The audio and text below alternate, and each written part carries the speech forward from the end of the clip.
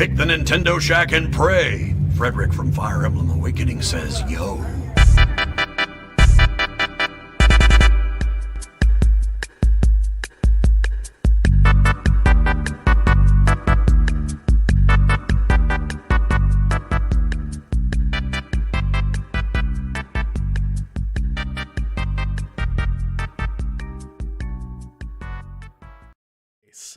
Greetings, Koopalings, and welcome back to the Nintendo Shack. My name is Donnie Reese, and tonight, me and my co-hosts Rebecca and Garrett, we talk episode 132 here in the Nintendo Shack, featuring all the latest buzz surrounding EA and their big Switch announcement, as well as Switch's big month of May ahead of time. But before we do, allow us to express thanks to those that keep the boat afloat over at patreon.com/PSVG.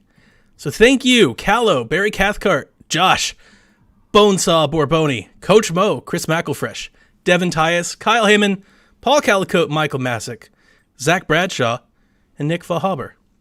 If I was thinking the other day, like, what do we do if we get like 10 more patrons? Like right now we're at a very digestible amount of patrons, but if we get 10, 20, like we can't possibly read all those names before we start every show, right? Like it's going to take. Sure, we could. It's going to take like 5 minutes. It's just we can rotate each other out too, you know. You just say a name.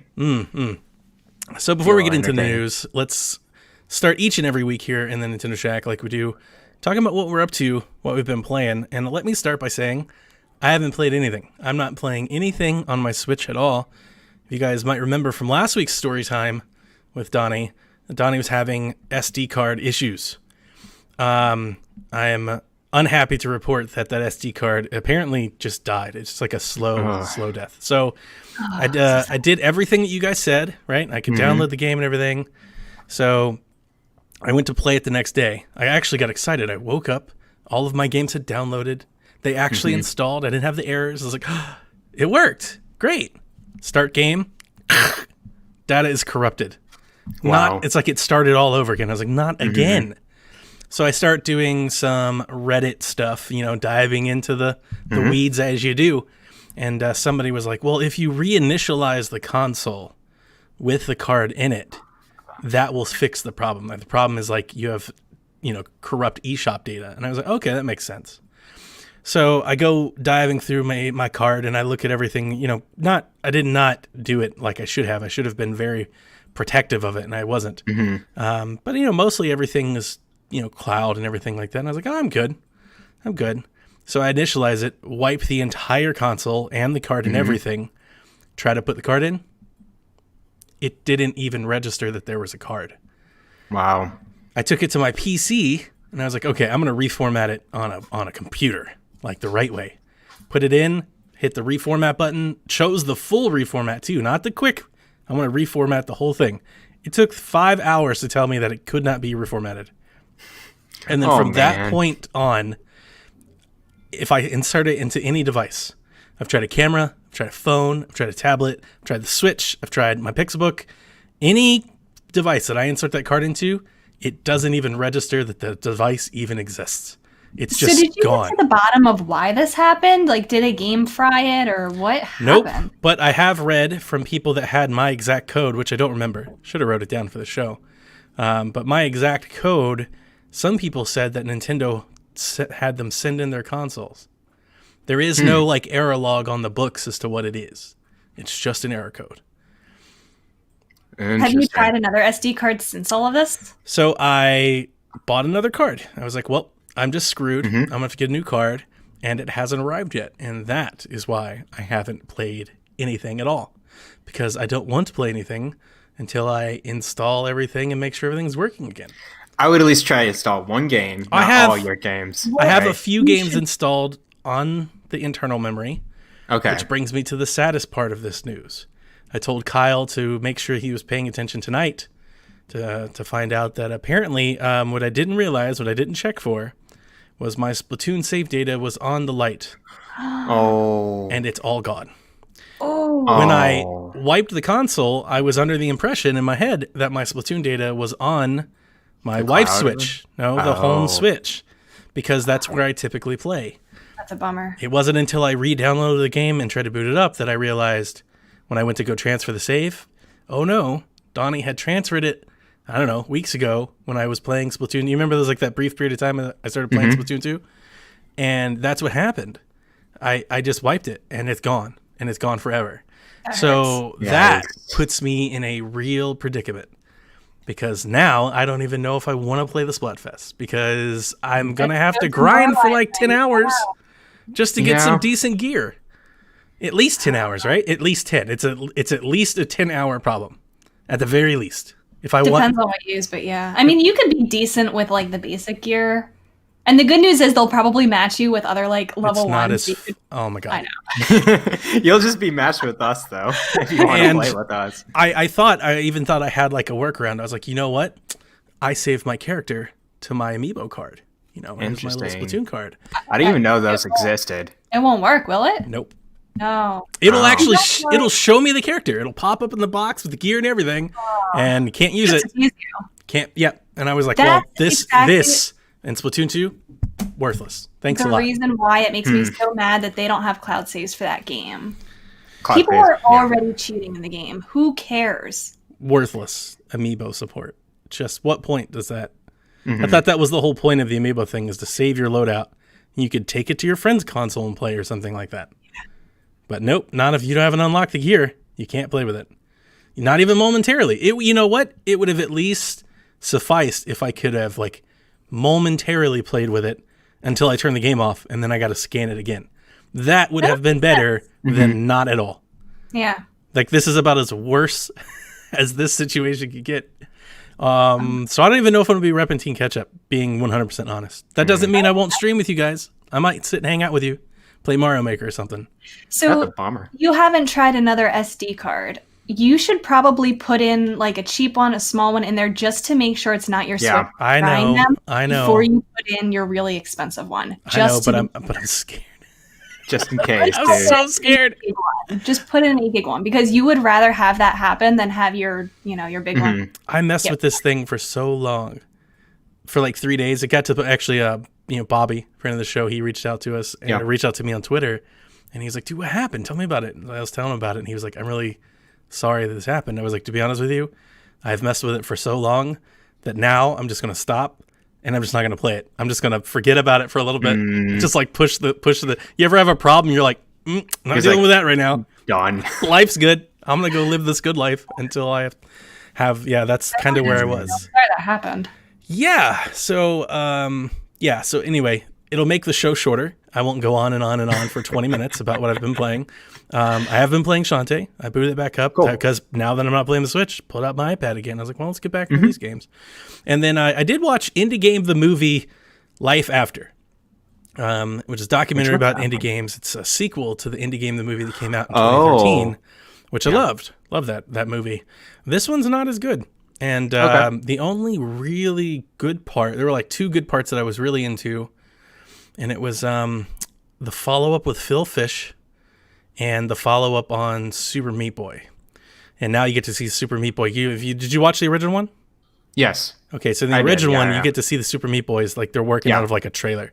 And, like they're all living together and everything. Now they both have like huge houses, beautiful cars. They're so well off. Dude has a Tesla. Like now they're, so it was nice seeing that. And he actually went into a really cool little tangent about what it's like to be a game developer and like just the crazy things that some evil, awful fans do to people like them. Oh man. So that was nice to see. And then the Phil Fish thing, which is weird. I'd forgotten all about it, to be honest with you. And watching it kind of took me. Do you remember we were supposed to have Fez 2. Like it was announced and everything. Yeah. And then because he said some dumb comments and people got mad at him, he just quit. Yeah, he was just done. He was like, I'm done with this like industry. Twitter, he was like, I'm done. Like, this is done. The studio's done. All these people that had jobs for me are fired. Like, he just quit. And I really like Fez too. He stayed quit. I'm not familiar with whatever you're talking about. You should check it out. Yeah, Phil Fish is in charge of a game called Fez. It's a small indie game, but I think a lot of people really enjoyed it.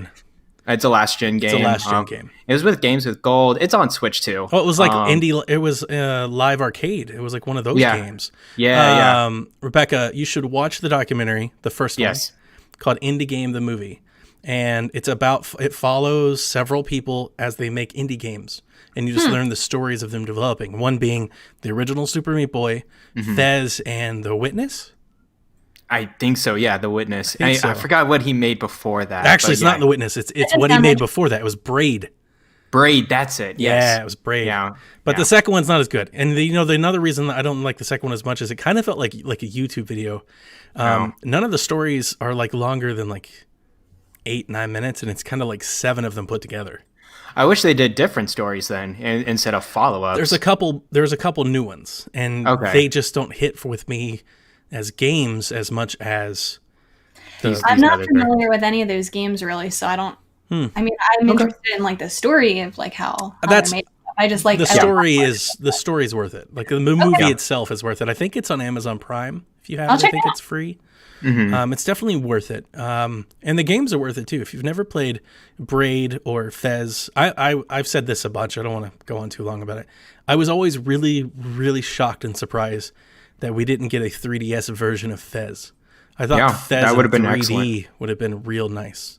But yeah, I really like Fez. It's one of my favorites. So anyway, that's it, guys. I'm not playing Switch. It's broken. And and you're right. I should put in another card and just download and try to play something to it. But see, that's the thing. It's like I honestly don't want to because I'm scared. You do want to do. Yeah. I'm scared that I'm about to send my Switch back. Like, what if it's better to find that out than fry another SD card? I know. I did get a good deal on a 512 gigabyte SanDisk card for $70. Okay, but you don't want to put that in your Switch and then have it be fried. I know. Yep. I know. I'll do it. I promise I'll do it. So, Rebecca, tell me about what you're doing. I finished up Gris, which I talked quite a bit about that last time, so I won't go too much into it now. But just to make a long story short, I'm not a huge fan of like the genre of platforming, but I love the storytelling aspect of it. I found out after the fact that there's a cutscene that if you collect all the mementos, that you get like an extra cutscene of like her childhood or something, which I did collect all the mementos. I kind of want to go back. I'll either go back and collect them just to see it, or maybe I'll look it up on YouTube. Yeah, you don't want to fry that, Donnie. No, that's the cheap SD card he's going to put in. Oh, he's doing it. Okay. Yeah. Got it. But the whole storytelling was beautiful. The art was beautiful. Just a beautiful story. I mean, I've been really stressed these past couple weeks, so it was a really chill game just to like go through the motions. There was nothing hard. All of the puzzles were easy. For anyone who's looking for like a short, chill game that's like beautiful storytelling, beautiful visuals, I really recommend Gris. That's good to hear. So I finished that.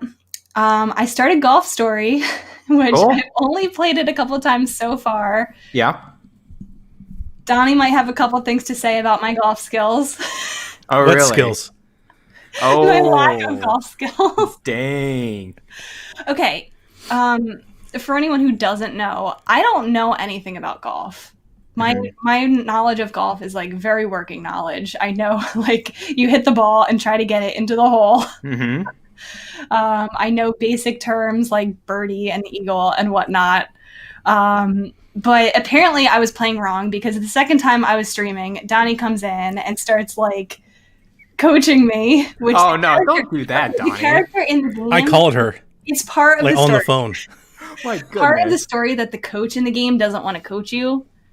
Yeah. So luckily I have Donnie who called me during my stream to teach me all the pointers, which he's speaking a different language while he's teaching me. It's like not English at all.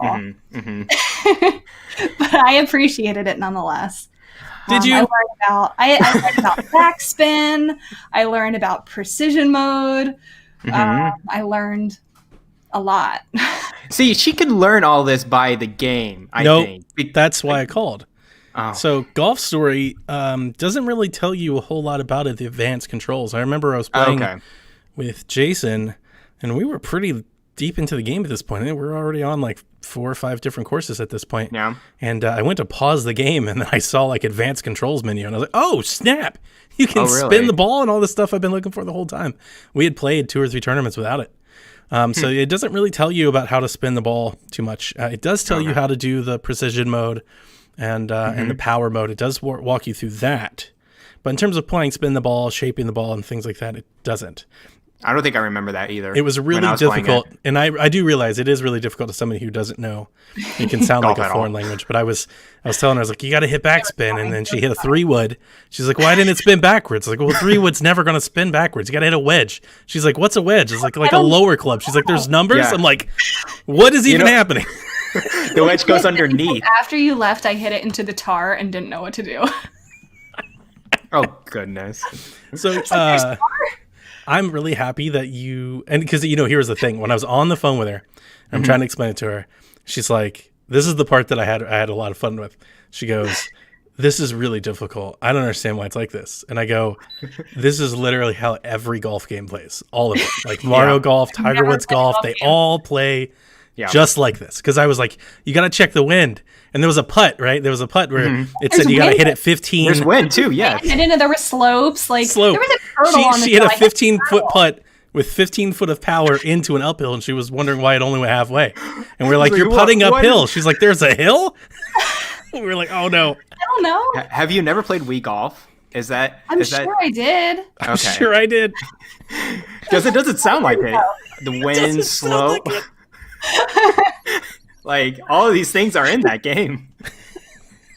Listen. I was told that it was golf with, like, a funny story. It is? And, like, I hit the ball. Like, okay, I was doing pretty well. Like, I didn't fail anything. Oh, that was,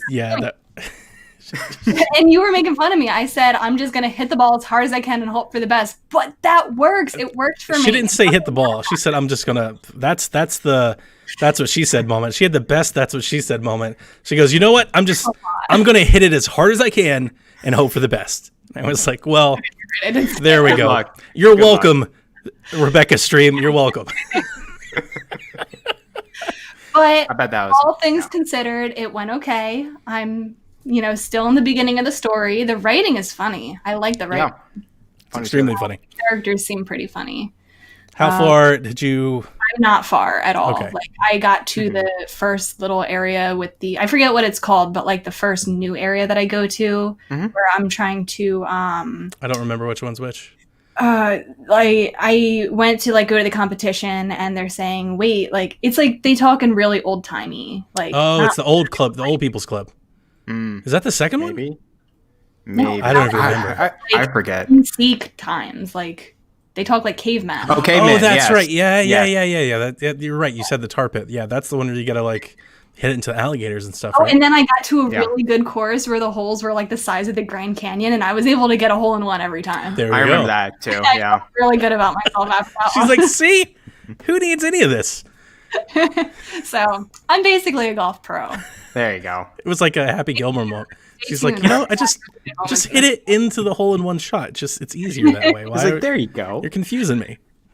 But I will be streaming that for until I beat it, I guess. So Cool. Lots more golf stories to come. Stay tuned. I'm about to get my PGA Tour certificate or whatever. I don't know. Speaking of that, I didn't put it on the notes, but there's a game, PGA Tour 2K21, that is from was it HB Games, which is a Canadian studio.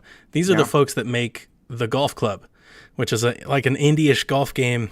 Indie is not the right word because it's like a realistic golf game, but it's been an indie type game, smaller game on Xbox and PlayStation for the last 3 or 4 years. Oh, cool. This week, they just announced that the Golf Club is gone and they are now being rebranded and called PGA Tour 2K21. So they've got like the license and everything. It's a big deal. Yeah. One thing I did not notice when I was watching it, because to be honest with you, I'm probably going to play it on Xbox anyway. But in the final thing, it lists Switch as a platform. I was like, oh snap! I did not even realize. So that's something to look forward to a year from now. Well, apparently we'll have more golf on the way. So I wonder if we'll have that or Mario Golf first. But I'm definitely going to get it. It's even on Xbox, which is not in 4K. It's not in HDR or anything like that. But it is a good looking game, and it's only like 6 gigs. So I think you can make the jump to Switch well. Yeah. Now, if it looks real bad, I mean, to be honest with you, I'm probably going to get it regardless. But if it looks real bad, I won't want to play it there. But if it looks good enough, this is a situation where I could be like Garrett. I could buy multiple copies. I could get it on Switch and get it on Xbox or PC, especially if it has like cross save. saves. That would be key. That would be huge. I might do that because like the moment they announced it, I was like, oh, that's great. Like, do you have any idea if they had the golf club on Switch, how much I probably would have played of that already? Yeah. Probably a lot. Crazy. But that's all for me. Cool. Okay. So what I've been playing, I actually got done with Mario Plus Rabbids DLC. So I already talked a lot about that for the past 3 weeks or whatever. The boss there is so much easier than the base game boss. So I think the DLC should have been more of a second game than anything because I love Donkey Kong. I already explained that last week, so it was good that I went through it. So yeah, I guess I could talk more about my journey through Ocarina of Time. Ooh. Yes. I made some progress. I actually have something on Twitter that I'm doing like this kind of like update as I go progress thread. I pinned it to my profile, so you want to see where I'm at. That's where I'm at right now. I basically, by the time yesterday, I got the 2 other stones, the sapphire stone and the ruby stone thing. Yeah. What do you think of that third temple inside Jabu Jabu's belly? What did you think of that one? There was a third temple in Jabu Jabu. Wait, I went through the whole sapphire. Yeah, I went through that. Think of that one. Oh, it was okay, I guess. It was a little the one that I did not like. It was rough because like I didn't know what to do at some points. I'm like, wait, how do I get to this other door? Oh, I have to pick in there. Yeah, I get spun around a lot. Because literally everything looks the same because it's all like that 3D like I don't know kaleidoscope thing happening on the walls. Yeah, difficulty spike at that point in the game. Yeah, and the mid boss was a pain in the butt. I remember that as well. I was like almost dying because it was circle. Yeah, you have to go around in a circle as this big fish thing, and then some and hit him in the butt. Yep, pretty much with a boomerang. Yep. But went through that. I think it's pretty easy with a 3DS too because the touchscreen and the items it works out really well. Make it easier. Dual screen gaming with Zelda, man. I love it. It's best. Yeah. I don't know why I had to pick up. I forgot her name. What is it? Princess Ruto. That's it. Yeah. I was like, okay, I guess I got to pick up this little girl and just go around everywhere. That's my waifu now. Yeah, we're engaged now. That's amazing. And I'm like, oh, okay, sure. So yeah, went through that dungeon. Yeah, it was rough, but it was okay. Then yes, I've gotten the Master Sword. I've went through time. I'm 7 years later now, and I'm like, oh, all of this just happened in like 5 minutes, right after I went through the dungeon. Cool, and that's where I'm at right now. Cool. So making good progress. Yeah, it's I'm liking it so far. I think the story's pretty good. I can tell it's a little outlandish. Like the characters are so wacky. The dialogue's kind of off to me too, but I don't know. It seems like it's going on a good path for me with the story. All right, let me ask you guys. It's almost a question. 25 years old, man. Like, I know that's why you're playing it way crazy. out of time. Is like that too. Not every day that someone is playing Ocarina of Time for the first time. There's more than that. Like, what's more than 20 years, right? 20. I was going 25. 1998. I think it's 22. Yeah. So I'm always so interested when someone's playing a game like that for the first time to hear, does it still hold up today? What are their thoughts compared to like the people who played it when it came? Yeah. What were you going to ask? It's going to be hard, like from Breath of the Wild to. Yeah. No, it's kind of crazy.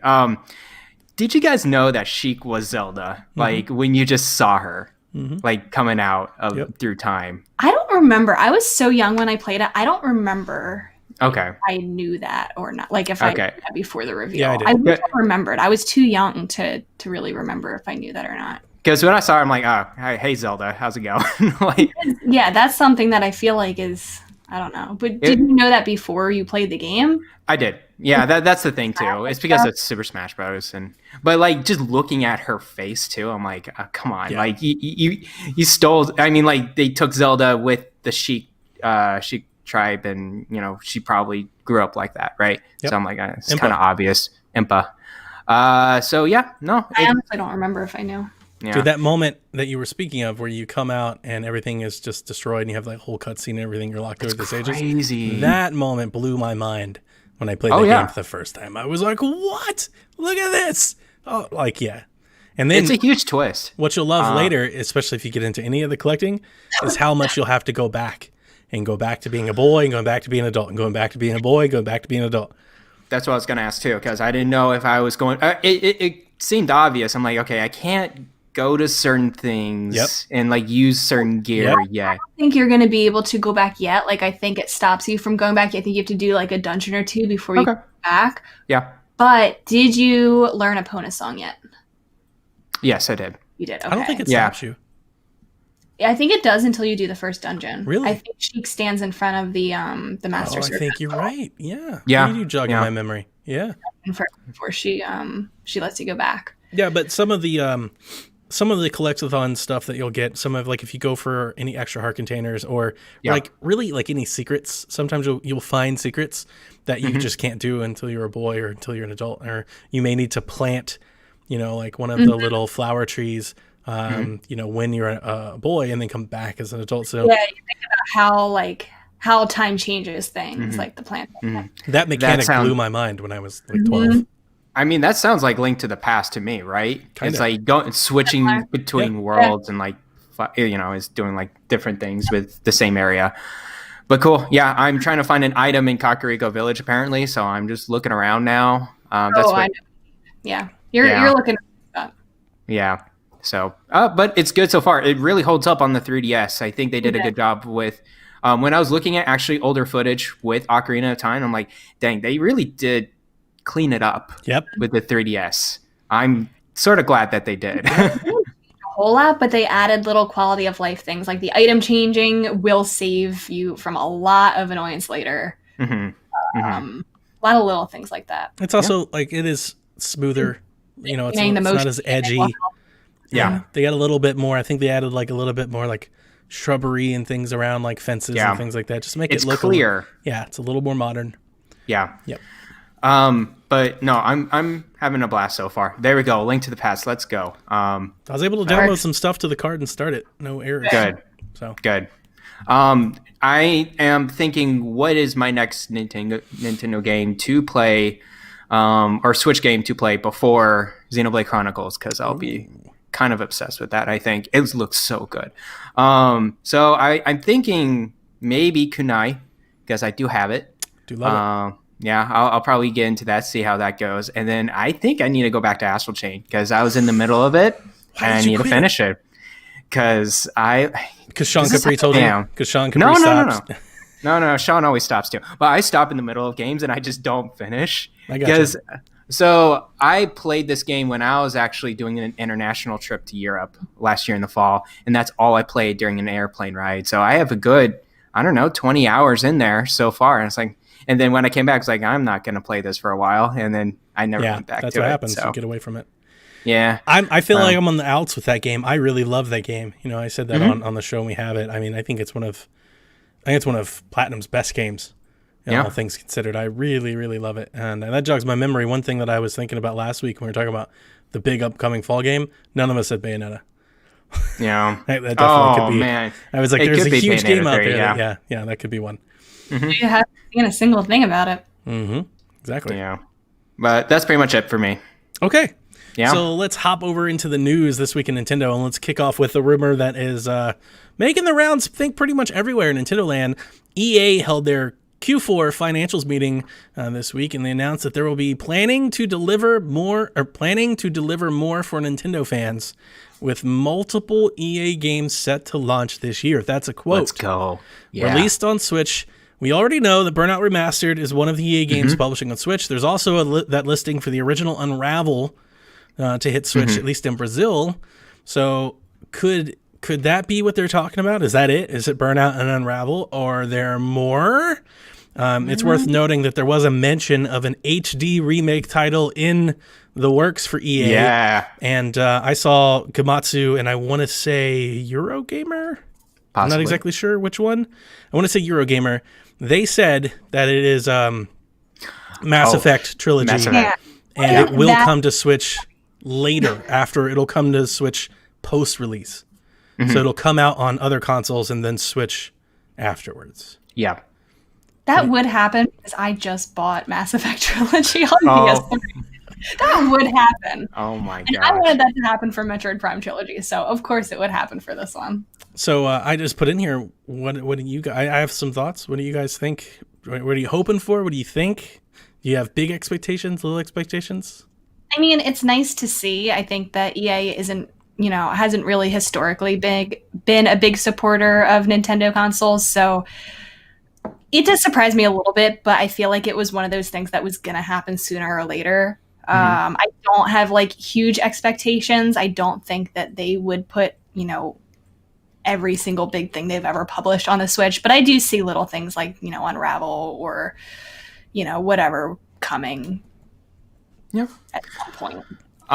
Yeah, I'm not a huge EA person. I haven't played Mass Effect either, or Dragon Age either, but I played Dragon Age Origins, which was pretty good. I would love to see Mass Effect HD remastered on Switch. I would like to also see them remastered on Xbox and PS4 as well. Like, I would love to see a nice, like it's silky 4K. I'm like, I would be totally down for that. But other than that, maybe, they own Star Wars. I would love to see some form of Star Wars games in there. I know there's older Star Wars games already on the Switch, but I don't know. Jedi Fallen Order, is that far flung? Yeah, that seems too far flung. That's what Donnie's. I don't know. I mean, Witcher, right? You showed me a screenshot of Witcher where it had like this green pixel blocks up the brick side of the wall. You were just like, isn't it beautiful? It looked like Lego Witcher is what it looked like. It's only got to be playable, right? Yeah, that's all right. It has to I guess they could put it on there. It might run at 5 frames a second, but it could happen. Bad, though. It's like, and anytime that this happens, is that it always comes to the Switch later. Like, forget the ports, but like the remasters. Well, I think later because it's a port, even it's a remaster. It is a port. Then they wonder why it doesn't sell as well on the Switch. And then I know this is a conversation that everyone's had a billion times, but that's like, okay, we can have it again.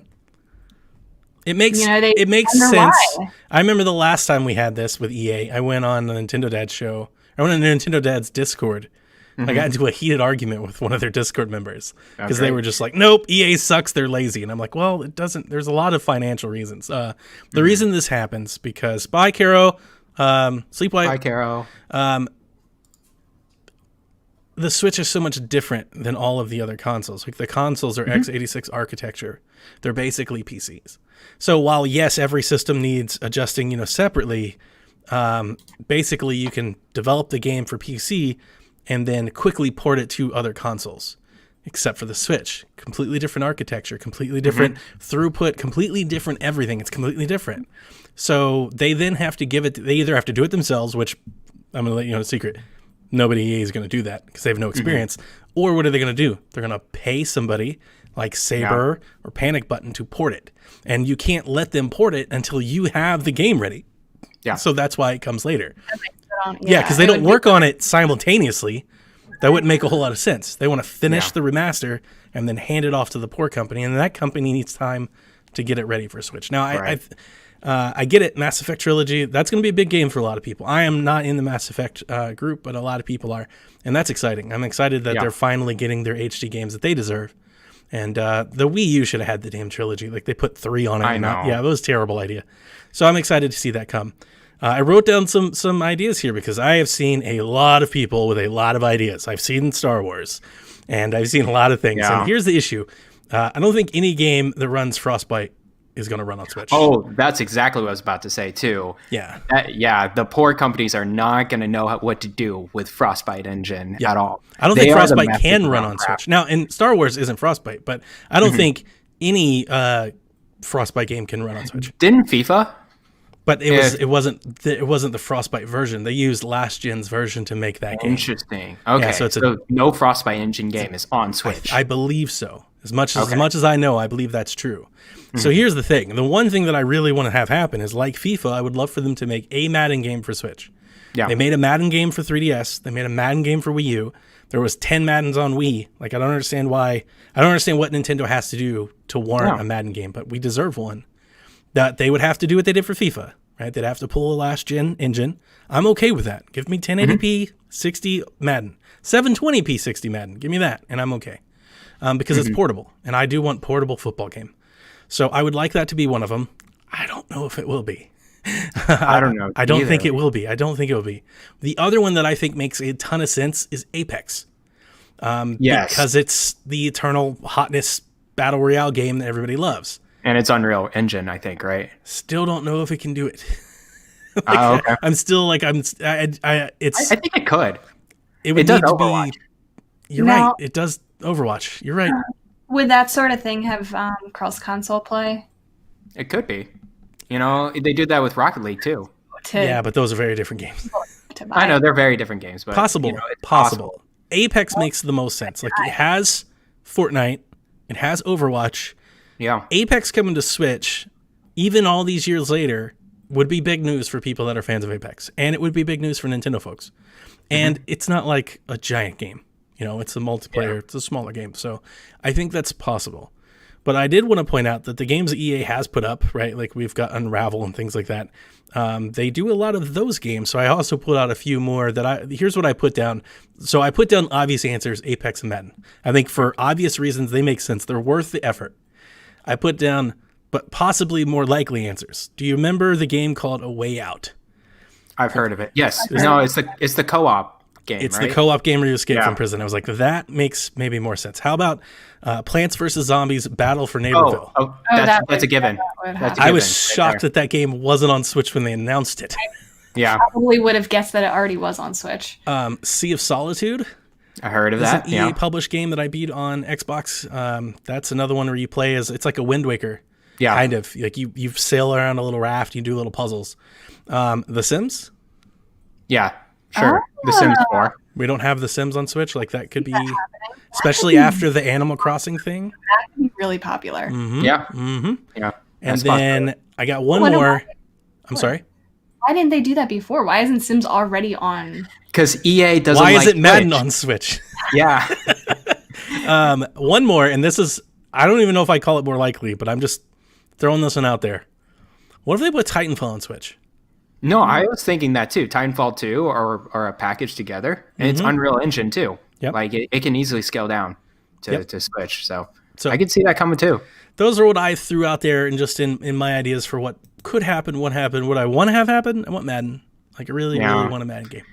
I think that's possible, but we'll see. Oh, it's definitely possible. Like, we can definitely have a Madden game. It may not be great Madden, but we can definitely have a Madden. It's playable.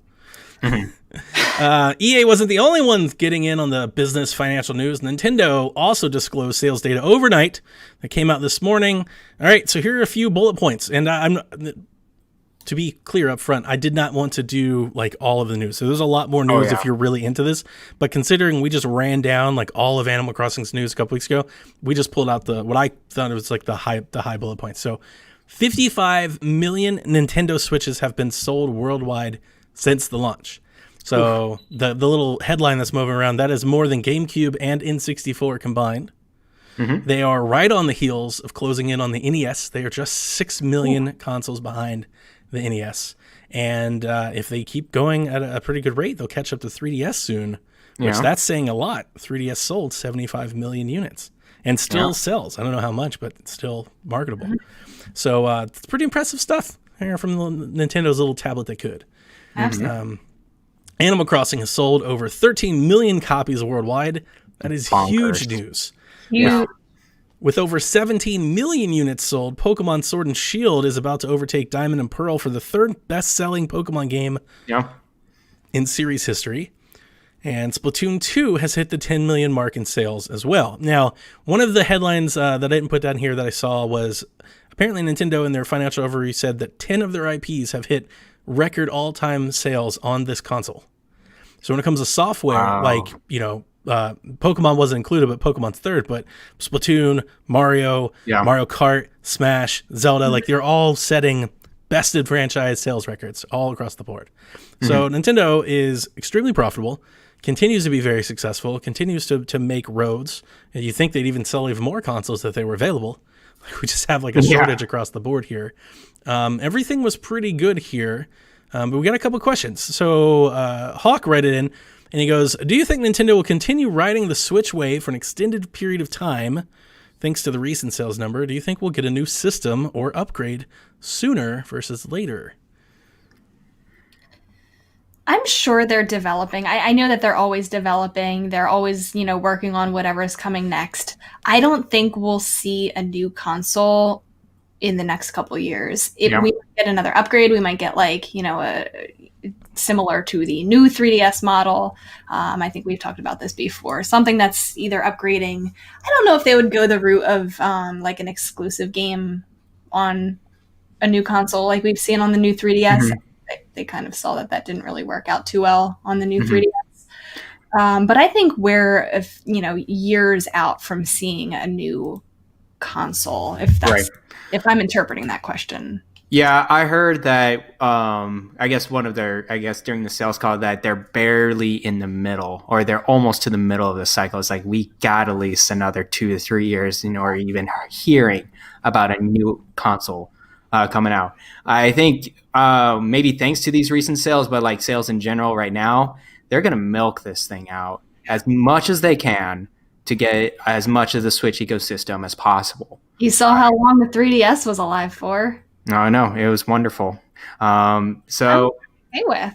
Yeah, no, I'm perfectly fine with keeping the same ecosystem, the same set of systems. Sure, a new Pro upgradable model, or what have we been talking about, these rumors about these two, I don't know, kind of units. As long as they play Switch games and they're on the Switch Online infrastructure or whatever, they're going to make money and they're going to make bank and they're going to keep at it. I just want them to stick with the hybrid model. As long as they stick with that, I'm good. Okay. I think it's just all about options, right? I don't know what they're going after the next round, but I think they're going to try to be really crafty about it. It's all right, we're really successful right now. Let's just throw them a huge curveball right now. Nintendo, they always innovate. We won't be able to guess what's coming or when. So, and of course, third party and remakes are filling up this year like crazy. So, and indie games too. They do rely on their first party, especially for the past 2 years, but now they're seeing the fruits of their labor and their sales that 3D or third party is coming in as well. And just speeding alongside that success.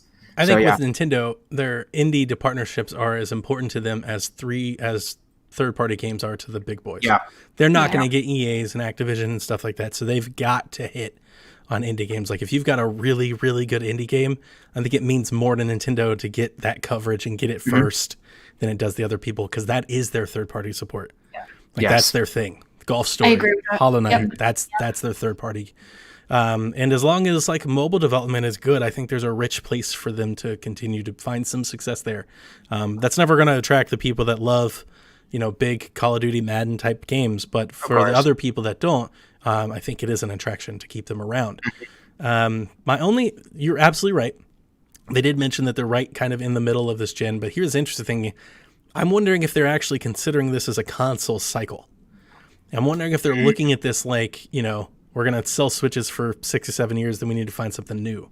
I'm honestly more concerned if they don't look at this like a tablet, like an iPad, and they go, no, we're just going to keep selling Switches. So 2 or 3 years from now, we're just going to come out with a better Switch, and it's just better, and it runs better games, and they just keep doing that, and they just keep upgrading it every so often. I wish they would do that, but that's not Nintendo. They innovate. Okay. Yeah. Well, we'll see how it goes, but I think for now you're not going to see anything new this year. Not this year, definitely not. It's too late. But I do think I think we're due for a mid-cycle refresh. A new or something. I think we're due for that. And like we talked about before, when those new SKUs are coming out, I wouldn't be shocked to see them do a TV model. Yeah, I wouldn't be surprised at all to see them release a Switch box that sits on your TV and you can play without the portability stuff. So either one of those things would continue to sell units. I think we're due for some sort of UI refresh too. Give us a refresh look. I think I thought when I got my Switch and I got that UI, I was like, all right, it's just starting, right? It's the beginning. It's dark and it's simple, cool. I just see my 6 or 7 games on this horizontal slate. It's still the same exact thing. Yeah, actually had a question this week related to that, if you don't mind reading it now. Zach wanted to know, why won't Nintendo do the simple things we, the fans, have asked for, like folders, system themes, more NES, SNES games? Does Nintendo not like money or something? Not necessarily I want, but all things regardless. I think when it comes to the UI stuff, the reason that they don't, one, it's twofold. One, it's because I don't think they have to. And I think a lot of that goes for a lot of companies. I don't think a lot of companies do things until they need to. Like when everything is good, there's really little motivation for them to upset it. But two, I said this when we first got the Switch, like at launch, if you go back to those episodes of the show, I think the UI is very intentional. And I 100% believe that it's set there to be simple, fast, snappy. That's all they want it to be. That's all they want it to do. It's extremely, I know a lot of things are said about the Switch's eShop and the Switch's UI. And I get some of those concerns. I think some of them are very valid in terms of curation, people taking advantage of it, exploiting it with sales and stuff like those things can be fixed. But the basic design of it, I actually stick up for because it's extremely lightweight and it's extremely fast. And I think they built it with that in mind. And the only thing that I have to tell you, the only thing that I have to show you to make you like think differently is go check out like a Wii U, go to the Wii U's eShop.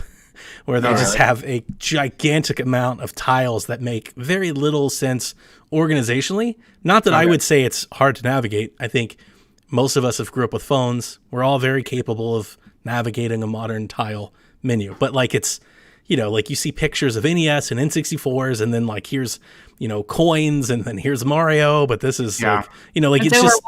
Yeah, there's no organization. It's very like top to bottom. It was also like very web based.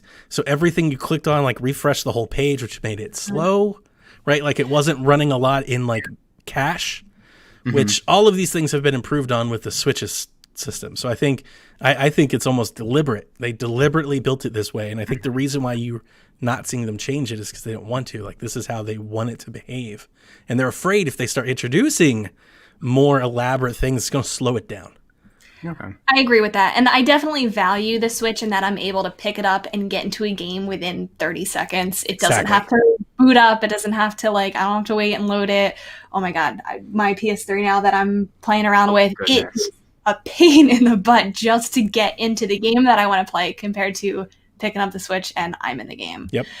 That being said, I think it never hurts to have an element of choice, whether you want to stick with that. Okay, I value the quick load time, you know, give me my simplicity and my blank, my just jump into it. Versus people who don't mind waiting like an extra 20, 30 seconds because they like having a pretty theme on there. I do. But ultimately, I want folders. That's not going to slow anything down. That's going to make the organization better. It's so much organized, any less simple. Just give me folders, Nintendo. I'm so glad, like with the 3DS themes and the folders, I think that was like awesome that I can organize everything. I also think I think there's something to be said. And again, I'm not defending them. I want themes. I want folders. I love all that stuff. I have tons of it. I have way more than you'll ever want to know. I'm only just trying to bring maybe some of their rationale that I don't think it talks about. Like a lot of times people say they want things, but don't think about why they're there. When it comes to folders and stuff, remember this, while it does have touchscreen, it's not necessarily a touchscreen device. When you say 3DS Wii U had folders, it also had a stylus, and it was the main use of using the system. I mean, PS4 has folders. Like it could be as just simple as that. I'm just saying you can make a folder on one of the slates, and it can open up to have more games in there. Just a little more organized. I'm with you. You. I'm only offering some rationale. Yeah, it's like, I think that might be a part of it. Is the fact that, you know, like those systems controlled with a stylus, it was made to drag and drop. It was made for that. So it almost works better that way. The Switch doesn't really, like, you don't really move the Switch that way. You know what I'm saying? So just another food for thought. I gotcha. What was the other part of it? Virtual Console. I answer that the same way that I answered the first part because they don't have to. Yeah, that's true. Right? Like we got Mother on Wii U because Wii U was tanking so hard. They were like, it can't just be Mario Tennis. We've got to put something on the console. I do wonder if they could have that up their sleeve for later this year, though. Maybe not something that they would have done, but because they can, especially in a small release. Well, Go ahead. I saw some rumors about that. It would be so easy for them to throw on, our N64 games, charge us a couple extra bucks to have it on the online service, and call that a release for 2020. Well, I was going to say, as Jared reminds us every time we get an update on these things, Jared always says that they're going to save the next big iteration every September for when most people renew. Oh, yeah. So, so as people come up to expire, like, what a better time to throw a couple more games out. And I don't think you need to raise the price. Just definitely not for just N64 games. GameCube, maybe. I think they will. I don't know. I don't think they're giving us all of those for what we. I think that decision would depend solely on how much they're seeing people actually play the games. So let me ask you this. How much have you played Nintendo Switch Online this year? I don't want to talk about it. Have you played it all? No, I haven't. Or last year, too. Like, you didn't play it all? The classic games. So there you go. So Rebecca, how much have you played? I might have tinkered around with A Link to the Past a couple times. Have you played it more than an hour? Okay. Maybe about an hour. Okay. So here's the thing. If you're working the boardroom Nintendo, you go, hey, let's put some N64 games in there, and nobody will cancel. But if we raise the price, we risk 25% of people saying no. What would you do? I would just put Ocarina of Time on there. Who cares? It's this old N64-bit game. They have the ROMs. They literally have the ROMs. Yeah, dump it. Now, like GameCube, we're talking. Because I think there's significant value in GameCube games. And I think the GameCube games are in the bigger market for getting remakes right now, which they can turn around and sell for $60. Yep, so but why would they? N64 or Game Boy, like if they just release some Game Boy games, like they throw that in Nintendo Switch Online and just keep getting your $20 a year. Because I'm you're telling right, it'll be yearly. We won't see it until September. They're making bank on this thing because like their online infrastructure isn't necessarily better. No. I don't feel like we all think they're reinvesting it, right? So they're just making money off of something they remember, like 2 years ago, they literally did not make money, and now they make tons of it. How many people? 55 million? Like if only 10 million of them pay $20 a year, that's a ton of money. They're making a ton of money from us doing that. Throw the N64 games on there. Quit being greedy. I wish. Yeah, you're probably more right than I am. But you're right. I'll renew and then I won't even play them. Exactly. But we don't want to. We just want to have them. It's comfort food. We've been conditioned. We want to have them. We don't want to lose them like we did on Wii, like we did on Wii U. Like that's the thing. That's why the Nintendo Switch Online makes all the sense in the world. And the price point is perfect, right? Perfect. Nobody's going to cancel it for $20. Exactly. Right? Nobody's going to cancel it. It's $20. It's $20. Now they raise the price. Then people start going, how much do I actually play online? Then they'll need their holiday game to have online. But at $20, nobody cares. Even if you don't play online, nobody cares. They're like, $20. It's all good. I'll just play Xenoblade. Yeah, it's an easy purchase. Yeah. Soundscape wants to know, why do we think Switch has been a success? He says, I get the impression that it has earned the curiosity of PC gamers because of its portability and similar library. I think that's a very interesting question in a lot of different ways, because obviously the Switch is a success. But honestly, should we be surprised by that? I don't know if we call it a success, considering that the 3DS and the DS and the Wii, they were all successes. It's really only a success compared to how bad the Wii U was. It is the Wii U successor. So in that regard, it's totally a success. But compared to the 3DS, it's business as usual. I think. Go ahead, Garrett. No, I'm just going to ask a question. Do you think in the beginning, when we started with this console, do you think this is going to be a success? Right? I remember those impressions. I thought it was going to be a success. Okay. Because it was portable. That was my big thing. If I'm remembering our pre-launch Switch shows, I was really happy that it was a portable and not a console. So I thought that would lend it to being successful. I didn't, and nor do I expect it to be like Wii success. I never thought. I don't know if Nintendo. I think Nintendo's margins have been shrunk. I think their market has been shrunk. I don't know how much I believe Nintendo can really crank out a $100 million, 100 million unit device anymore. I worry about that one. Yeah, because we're at 55 now, and I see that as somebody who's bought 4, and I know several other people have bought 5 and 4. I don't know if they have that kind of mass market appeal that they used to. Yeah. Yeah. No. But if we're comparing it to the Wii U, something that you didn't mention that it has that the Wii U didn't have was the amount of first-party exclusives. Yep. Yeah. And I think that contributes to a lot of it. It launched with a huge Zelda game that the Wii U didn't have. The huge Zelda game. That It's really, really good. in the same launch year, it had an amazing Mario game. Like it carries these things, and I think that's ultimately at the end of the day why people buy Nintendo consoles, because of those exclusives. So because it had those all in the first year or two, it had a big Smash game, it had all of these things that you can't find anywhere else. That's why. Yep. Oh, I 100% agree with that. It doesn't have to be portable to sell, I think. I think it just needs those games. I think it helps. I do think the portability helps. It helps. Yeah. I think numbers over time, if you like take a 10, 15 year snapshot, you see that Nintendo fans that buy these Nintendo games prefer to play them portably. They will play them on console, but they prefer to play them portably if given the choice. 3DS are up there in sales numbers. All time. DS is, it's smashing. I think Nintendo space is very much in that. Now, they can branch off and play different things, but that is their core market. And I do think you're 100% right. The reason that their success, and it has been a smashing success. I didn't mean to demean its success. It's a smashing success. You see how many copies of games are selling. That's the one thing about it. Like this console, the people that buy this console buy games. They are making money off these people. It's not the Wii. You're not getting a lot of people that buy the console and never buy a game. These people are buying games as much as they can in droves. That's healthy. That's a healthy market. And that's because they're making great games. I think the statement's really interesting, saying he gets the impression that it has earned the curiosity of PC gamers. I can attest to that. Yeah. I can. A lot of people say they do PC and Switch. Or Xbox and Switch, or PS4 and Switch. It's become a good companion. Yeah, it's definitely supplemental. You got that cross save going on, especially with Divinity and Witcher. And we got Civ 6 in there. Isn't that kind of insane? We got this huge PC turn-based game that got ported over on the Switch pretty easily too. And my friend, who is a huge PC gamer, he loves to play Civ 6 on the Switch.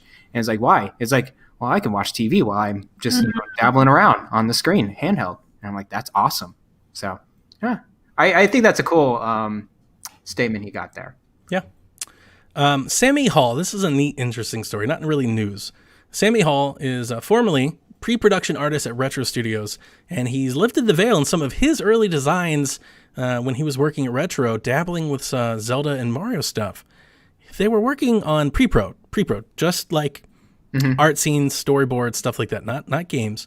A Zelda game that would be centered around the last male Sheikah on a journey to transform into the Master Sword. Oh my gosh. And he released some of the stuff and all that stuff. Some of the pictures out there you can go find. The pictures are beautiful. Seriously, go look at them. They're beautiful. It's insane. What do you guys think about this idea? Do you think we need more like Zelda side stories? Did he go over to Supergiant Games? Because that's what the Transistor story's like. He turns into the sword. That's an interesting way of going about it. I didn't read it as a side story. I read it as like that it would have been an idea for a sequel to Ocarina of Time.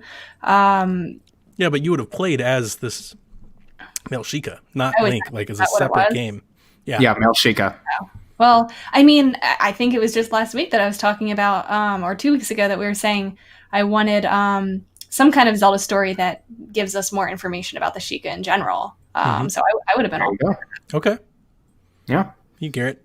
I would have been totally down with this game. I always, we've seen the same formula over and over and over again. Not saying gameplay wise, but the story itself. Sure. It involves the Triforce. It involves Ganon, Ganondorf, Zelda, and Link. And I'm like, yeah, I know what a Zelda game looks like. That's what it is. Even with Breath of the Wild, even though it's very creative, very freedom, like probably one of the best Zelda games out there. I think it's cool to see, hey, let's explore the lore a little bit more into Zelda, because it seems like this would totally fill in some knowledge gaps that we just don't know about this universe. People out there, they're making timelines of figuring out where's Ocarina of Time in this, and where's Majora's Mask, where's Breath of the Wild in the storyline. It's like, well, maybe this is kind of gluing stuff together. Maybe. Do you have Hyrule Historia? I do not. You need to get it. Okay. If you're looking into that and you're just kind of finding some of that stuff out, you need to get that book. Okay. It's all in there. Okay. Like officially? Like Officially. or is it, Came up with a okay. timeline just because if they didn't, people would have never shut up about it. So they're like, here Came it out is. during the Wii U. You could actually get it on Wii U and read it on the gamepad. It's a beautiful book, about an inch and a half thick, full of all kinds of Zelda artwork and stuff never seen before, and it has the official timeline of the series, all the branching paths and everything.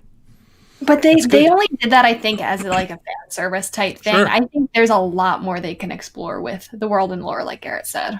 I think you guys are winning me over because I'm not going to lie to you. My initial take to me writing down the thing was no. Not because I think it's bad. I think you guys are winning me over. I'm all for the lore and exploration. I just don't know if I'm all for devoting Nintendo resources to do it. If they're going to make a Zelda game, I want them to make a Zelda game, not like a thing that's kind of a Zelda game. And I didn't like read too deep into this story when I saw it, but my impression of it was that it would have been a sequel to Ocarina of Time. That you know, it's still the same formula you play as Link, but the story specifically, would answer all of these questions.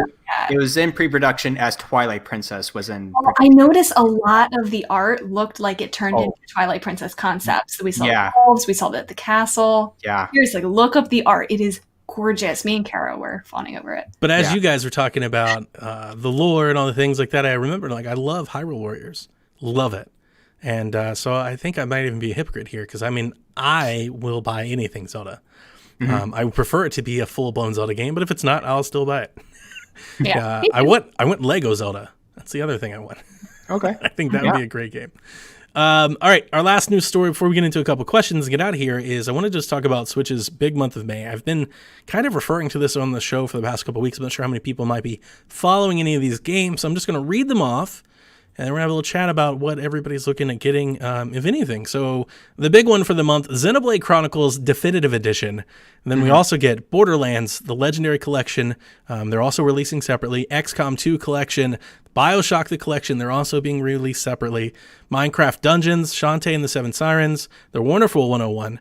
The Elder Scrolls Blades finally makes it after all this time. Star Wars Episode 1 Pod Racer, Void Bastards out today? I think it's today. It was out. I think it was out now. Ninjala, Mortal Kombat DLC, which looks pretty awesome and incredible. Josh is real excited. Jay and Silent Bob Mall Brawl, Golf with Your Friends, Stone, Hatsune Miku Diva Megamix, 80s Overdrive, I recommend that. Fledgling Heroes, Tennis Club Story, which is kind of like Mario Tennis, but it's like a mobile game. Doesn't have the best stellar mobile reviews, but considering how much it reminds me of old school Mario Tennis, I thought maybe Nintendo fans would at least maybe want to take a look at it. And then the last one I put on here, Bug Fables, which looks like a Paper Mario game. That one really looks really interesting to me. It looks really, really good. So these are just honestly the highlights that I pulled off. There's dozens and dozens of more games coming in May. This is a pretty packed month. So, Shaq. I'm glad that you're saying that because after the little report came out with the PowerPoint slides, all I was seeing this morning was people talking about how bleak Nintendo Switch's year looks. And the fact that you just read, I mean, I know none of these are huge heavy hitters that we're used to, but people are going to find things to play. Like people are just spoiled and don't, they want a huge Mario game every single month. All the month. Yep. And Zelda every year, Mario every year. Especially in the situation that we're in right now, like somebody can find something on this list that they can play. Sure. Probably. For sure. Yeah. For sure. Want to complain. Yep. 100%. Yeah. And it is, I didn't mention in the financials, there was a thing in there saying that if the COVID-19 stuff continues and they're staying at home like into June, it could set back some of their plans, which is why we're probably not getting that direct that we were, hoping for. And that's, so there still remains to be seen exactly how much we get this year. But Rebecca, the negative headlines, the Nintendo's doomed, the Nintendo thing, that gets clicks. And Nintendo fans, you always have to remember, and I'm not trying to sound like a homer. I'm not. I think this show is more than evident enough that I will absolutely criticize Nintendo when I think needed. Nintendo is doing just fine in the games category. there are plenty of games for Switch owners. Plenty. Yeah. And if you have every other console and you never want to play a port again, that's your fault. That's not Nintendo's fault. Like, you can't, that's not on them. There's plenty of games to play. You know? And like I say all the time, this is the thing that I think a lot of gamers don't want to hear. Play something you've already played. Like, you're not, you're not destined to get a brand new game every day. Like, you know, go play Breath of the Wild again. Get back into Mario Kart. Play Splatoon 2 again. Like, there are other things like, this is a very healthy ecosystem. There's nothing wrong. There's plenty of games coming. I could, honestly, you could take out all of the Nintendo Mario rumors, Pokemon rumors, anything like that. You could take it all away for this year to the end of the calendar year. And on indies and third party alone, I still think it beats out many other years from Nintendo. Some of the 3DS years, definitely a lot of the Wii U years. Yeah. Like, just alone, it's better than most of those years. So it's just fine. But to this topic, what are you guys going to play this month? Xenoblade Chronicles, definitely. The Borderlands Legendary Collection, I won't get it. I'm wondering how it runs. That's a big thing. If it runs well, I definitely recommend to people who are into couch co-op, first-person shooter. That's a good way to go about it. And this, again, Legendary Collection is just 1, 2, and the pre-sequel. It is not 3. 3 is not that good anyway, so just play 2 and you're good. XCOM 2, play that on PC if you can, as Donnie said last time. Minecraft Dungeons, I heard that's going to be great. It is getting high marks. I'm planning on buying it on Switch because it's coming to Game Pass. So I'm a little upset. Me too. Did discover it's not crossplay. It will be, but it won't be at launch. They've said that it will be. I was expecting it from last E3. I was expecting it to be crossplay because of how much they've been pushing that with Minecraft. And they even alluded to that they were working on it and stuff like that. But then they came out with an article as like a preview article where they did officially confirm it's not crossplay day in and day one. So I was hoping to buy it on Switch and then play on Xbox with me and Jack, like we just play across 2 systems. Doesn't look like that's going to be the case, but I'm still going to get it on Switch. I think it's an easy buy. It's an easy recommendation because 1, there's hype for it. People are saying it's real good. Yeah. 2, it's only $20. It's not. I didn't realize that. It's not a $60 game. When I went and looked, it was $20. I was like, oh, I'm absolutely going to buy this game. Yeah. Wonderful 101. I'm intrigued about this game. I heard actually it's good with Switch gameplay wise. That's what my impressions I'm reading online. So hopefully there's a demo. Maybe, I don't know. I'm not going to pay full $60 or $50 or whatever their full price is, but maybe down the road, holiday sale. I might check that out. Don't get Elder Scrolls Blade. I mean, it's for free. If you want to try it out, you can also get on mobile too. It's like, so just what's the point?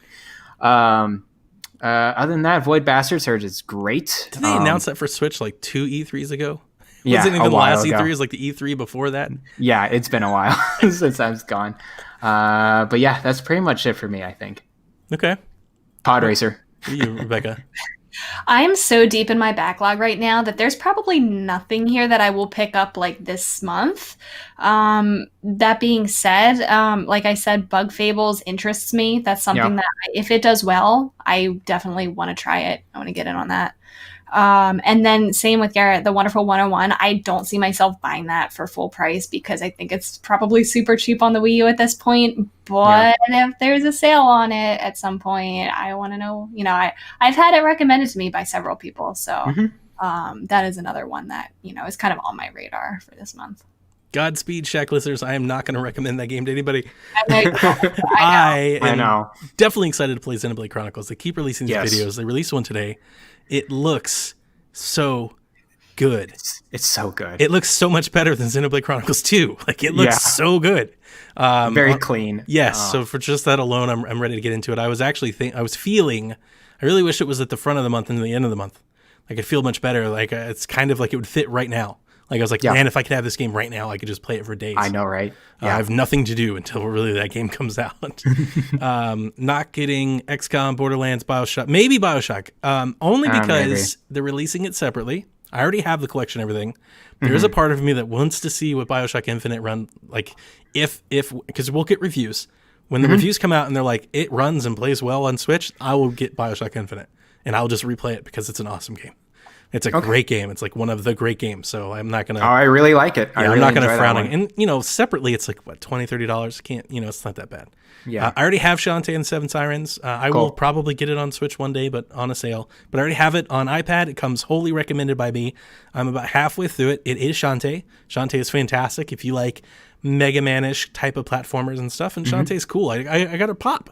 I got the Shantae pop this week. So definitely everybody get that one. And then I will probably try Ninjala again because I was intrigued by the demo. I might try that too, yeah. 80s Overdrive, I loved on 3DS. Absolutely loved. Cool. So if you're looking for a little indie racer, and Bug Fables, like Rebecca, if it reviews well, I'll definitely buy it because it looks cool.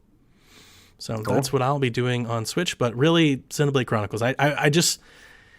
Another reason why I want it to come out earlier is I wish it was some separation between it and Clubhouse Games. It's like it comes out and Clubhouse Games come out like 3 days later.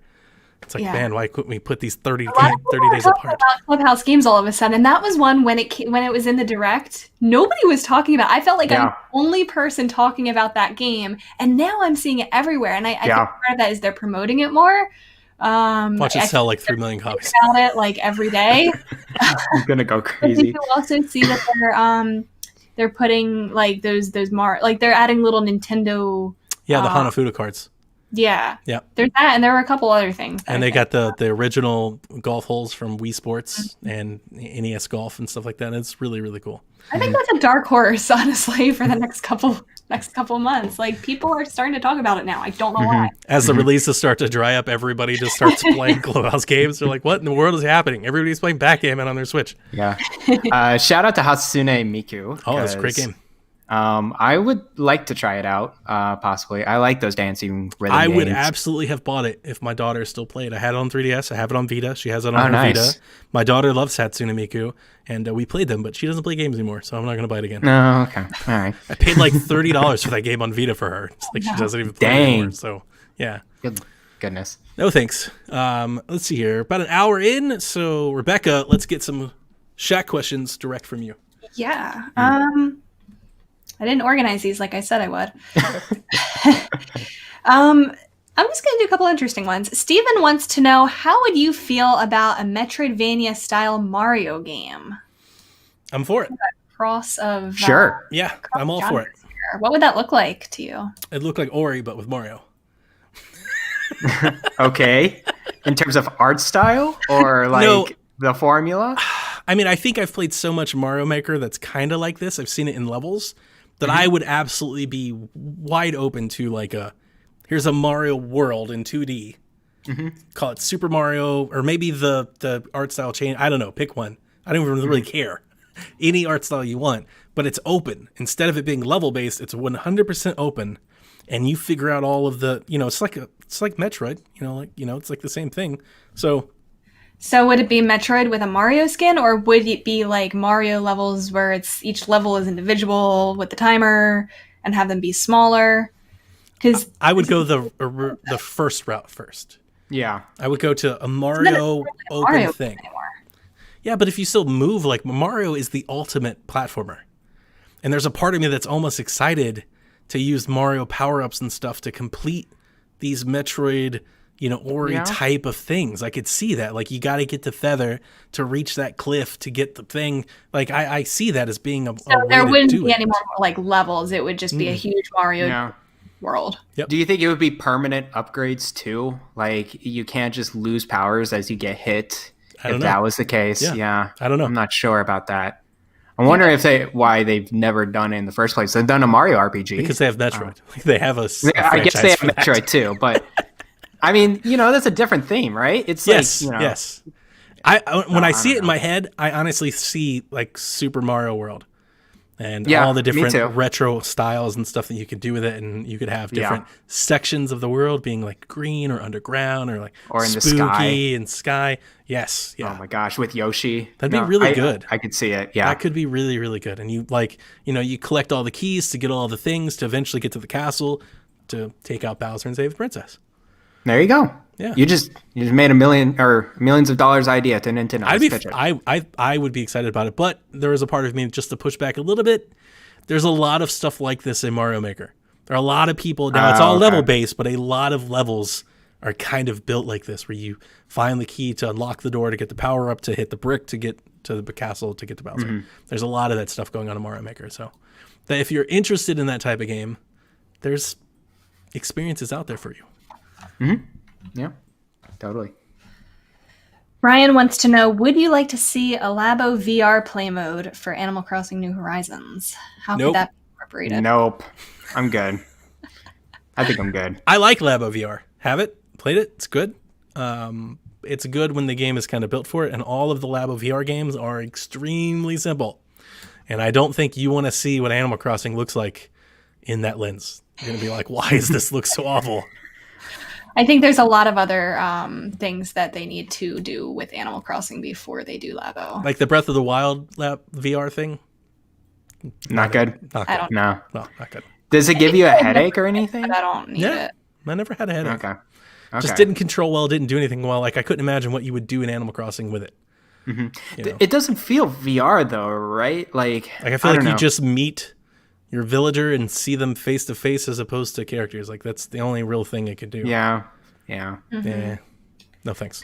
Coach Mo has several questions. First, he wants to know, when will Donnie come to Orlando and have pizza? Now that the house party has been postponed and people are starting to go back to work, it looks like in the middle of the month here, most of Georgia is going to reopen, including my county. So if we get back to normal, Mo, June or July, and I start looking to take some time off, I've got to get the family and get out of here. We've been stuck in this house for months. Mm-hmm. Orlando's a cool town. Like, you don't have to sell me too hard on finding a couple hotel rooms for me and the kids and head down to the beach for a few days if you're buying pizza. So he also wants to know, with the remake of the game, with that Caro and Donnie, like all the new graphics and things, should I give Xenoblade another chance? If you didn't like 2, I can't imagine that you'd like 1, even if 1 looks a lot better and I think was a much better game. Yeah. But if you don't like the core, loop of running around the little world to the little mission markers and stuff and doing all the JRPG things, if you don't like that, then no. No. Yeah, if you don't want to spend like tons of hours doing that combat gameplay loop, like game. it's a time sink. It's not as big as, like when I think about it, I remember playing it like all summer long. So to me in my head, it's like it's forever game. I think it's like 50 or 60 hours. So in JRPG terms, is doable. It's pretty short. It's not like Persona. Big, oh God, Persona! Right? It's not need to go that to Royal. Big. So, but yeah, if it never did anything for you, if the second one didn't do anything for you, I can't imagine that this one will. Yeah, but I do think it's better. Okay, cool. His final question is, with Vigor coming out on Switch, why is Nintendo even making games when the second best game ever coming out? Garrett, have you ever played Vigor? No, but I'm hearing a lot more attention to this game. It's the first-person multiplayer Call of Duty shooter type of thing, right? Sort of, but not really. Okay. That's what I thought too. When I first saw it, I was like, "Oh, it's another battle royale type of game," but it's really not. Okay. It kind of is, but it has like this loot mechanic on it, so you don't have to like beat everybody to win. You can enter the map, sneak around, get upgrades for your base, and then exit the map without being seen or killed, and you can bring all that stuff back to your base, which will let you build up your skills, so when you start the next match, you're better. So it has That's interesting. It has this whole RPG type of thing that a lot of people find very addictive. I was interested when it was announced for Switch. I've seen gameplay of it. There's tons of beta codes out there. It looks good. People streamer. I think it looks okay. For a Switch first-person shooter, I think it looks good. Okay, I'll give you that. It looks better than The Witcher. Yes. It's playable.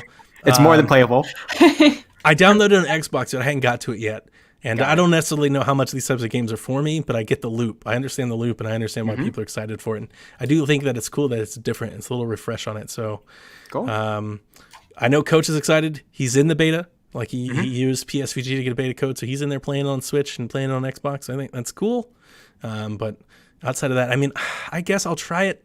I don't know. Like I said, I have it and I haven't tried it, so I can't tell you. I'm like, oh, I can't wait to play on Switch. Probably still won't, but I will play it eventually. Cool. This one was from like a week or two ago, but Kevin wants to know, with the Mother news Donnie sent me, is there any hope for me? I'm not familiar with I have no idea what's going on. Oh, so there was I wish I'd have pulled it up. There is a Mother project. It's called like the Hoboken Mother Project or something like that. Hang on a second. The original. Oh, yeah, I think you did start telling me about that. Yeah, it was about they put a script together of all three like Mother games into. What does he mean? Is there any hope for him? Mother 3 to come out on Switch. Hobonichi Mother Project. The Hobonichi Mother Project. When I shared the news with him, I have since corrected him, but when I shared the news with him at first, his thought was it was only in Japanese. He was like, so this doesn't help me at all. It has since been learned that it's coming out in English. We don't know when, but it is coming out in English. So if you're an Earthbound fan, like this is a cool little thing. Is this a fan thing, or is this like an official Nintendo thing? It's a fan thing. He's doing this completely on his own. Fan thing, yeah. It has all the scripts together with some extra stuff, but there is, on the site to order it, the translation I saw on a tweet says something, I'm paraphrasing at this point, it said something like, and other things to be shown later this year. I still think, God. That probably means there's like merch or something and the game's never coming. But I think it's super curious that we talked about this. Mother is not on the online service, the first one or the second one. Why? Because they don't have to. They can do whatever they want. I mean, I'm going to keep saying this, but why do they not acknowledge this game? I don't know. I don't know either. Because they did put it on the classic. Kevin, I'm sorry. So that is interesting. Yes. It's like they put it on the classic, they haven't put it on the app, and maybe they're just saving it to make a little announcement. Our trilogy. They're just saving it for when they need it, is all. Yeah. Which is what most companies do. It's amazing to see how many delays there are when everything is going well. Everything gets delayed. And you're like, why are they delayed? Because they don't need to. They're like, wait a second. Let's hold this game back. Let's see how many more of these consoles these people buy before we release another great game. Exactly. Yeah, it's just business. We as fans don't want to hear it, but that's the realities of the world. This one is kind of relevant to your you're losing your data on Splatoon. Chalfie wants to know, do you think we'll ever be able to transfer Animal Crossing Islands to a new Switch? I've been thinking about getting a newer model Switch for the battery life, but I'll be damned if I'm going to start day 0 on Animal Crossing. Chalfie, the battery life, it's for real. If you're wondering, like 3DS Pro and stuff like that, night and day difference between the new model Switch and the old model Switch. Oh, really? It's like twice as long. That was one because you remember they were talking about it, and I've even seen people test it and everything. When I actually had one, I played portably all day long. I was like, I can't believe like this thing is still going. Yeah, it's for real. Cool. They said they're going to do it. No, they said in like emergency situations if you're repaired, right? That they were going to work on a tool to let you do it. If your Switch breaks, if your Switch breaks, not if you want to upgrade to the newer battery model, you have to take a hammer to your old one if you want to be able to transfer it. I mean, some things are worth it. Like you just gotta take that hammer, Choppy. You know what you do is you buy one online that's completely broken for like $20. Oh my and then you just take a picture of it and you're like, Nintendo, it's broke. But that's not going to help because your data's not on there. They're not going to be able to. But when they ask you for the serial number, you read them the one from your real Switch that works. Oh my gosh. Look at Donnie just pulling out. You do not condone illegal things on this show. I don't know, Chalfie. Probably not. Probably not. First the 3DS and now this. Oh my gosh. Probably Nintendo not. Doesn't like us. You know they're going to, but you know what? We said the same thing about Mario Maker 2 and look what happened. Online tags, world, when they came out and said that you weren't going to be able to match make with your friends or play online, and they fixed all of that. All of that has been changed. They didn't fix it for Pokemon or Splatoon. Yeah, well, I tried. I tried, Chalfie. Do we have time for a couple more? Sure. Kim, this one's also a couple weeks old. Kim wants to know, what would you think if Nintendo made special Nintendo-themed villager events in Animal Crossing? So we used to be able to do that with Amiibo, I think. You used to get special characters where you could have special... I don't know if it was Amiibo, but I remember you could get special characters into your game. Like, you could have Aponia as a villager. You could have Ganon as a character. Oh, that's crazy. Interesting. Mm-hmm. You could have Wolf Link. I just know the Zelda ones off the top of my head. But those were villagers that you could scan in, I think, and have them be villagers. I guess the question here is, what if they made them Nintendo-themed villager events where, now we're seeing with Rover coming in as an event, we're seeing some of the Animal Crossing characters. What if we had those Nintendo-themed characters? Ultimately, we're going to get into the mix of the villager trade system, and we're going to get into a whole mess of tiers once we add in these Nintendo-themed villagers. It would be so sought after. Oh my gosh, it would be. I don't know if bells would be even an object at that point, to be honest with you, because we're rolling in. Yeah, we're rolling in bells. Like, it doesn't matter at this point because the stock market, we could just look up on a Discord channel, find a good price one day of this week and be totally fine. Make millions of bells. So I don't know. Even if they didn't have them as villagers, I think it would still be nice just to have them kind of like if they were to come in for week-long events or anything like that, to tie in with maybe other Nintendo-themed items. There's a lot of Nintendo items that were in New Leaf that are missing from this game. You know, you could get like the Triforce or the Master Sword. You could get like Samus, so cool. Various suit. Those are all not in this. So if they had little events like that, that could be a good way to introduce those items. I could see that doing like later this year, but I'm telling you, Animal Crossing, they're gonna milk this thing out. They haven't even opened up other stores that are normally in the previous games. A lot, I think. To go through. I think that's on the docket, though. I think that's a good idea. I think it makes all the sense in the world. I think it'd be a killer. So I think, you absolutely do it. You have like Pokemon Day in Animal Crossing. Oh my gosh, Pokeball, Pikachu shows up, you get a hat and everything. Event. They had a Pokemon event where you could get Pikachu and Eevee stuff. Yep. There you go. That makes all kinds of sense. People will go nuts over that. And then I'll pay Kyle to get me a cube on something that I'll put in the house that I never open up. I haven't played this game at all. You guys see the jokes? I had multiple jokes when I was going on other shows. They're like, you should just leave the shack now. Just let them do it. Let them have it. Go run the Xbox show. Animal Crossing is going to be over eventually. I don't think so. I really don't. And I'm happy for everybody that loves it. Like every single game. It's the thing that I told Kevin is I've never considered myself like an Animal Crossing fan. I would never say that. But I liked Animal Crossing on 3DS. And then the direction they went with this one is the complete opposite direction I would have wanted them to go on. That's okay. You know, oh, exactly. I don't fault them or hate them for it or anything like that. It's just, it took me all of one day and I was like, oh no, this is not the Animal Crossing for me. Sorry. You could just join Sean Capri with Dragon Quest Builders too, because that's what he had to resort to. Ugh. The question I've highlighted, did we answer that last week? It sounds familiar.